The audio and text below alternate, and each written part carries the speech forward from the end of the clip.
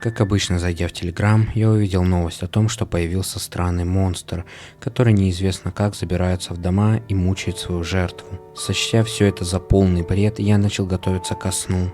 Завтра очень важный день, поэтому надо лечь пораньше. Проверив, что все двери закрыты, я лег спать. Но сна не было ни в одном глазу. Я просто лежал с закрытыми глазами, как тут я услышал стук в окно. Я не придал этому смысла. Наверное, хулиганы балуются, кидают камни в окно. Сразу последовал второй стук. Я не придал этому значения, но когда услышал третий стук в окно, я решил посмотреть, кто кидает камни. Но, открыв глаза, я увидел 3-метровую сущность, которая стояла перед кроватью. Своей рукой она и стучала в окно. Я закричал, взяв телефон, я забежал в зал и закрыл двери. Монстр начал скребсти двери. Я открыл Telegram и начал читать про него информацию.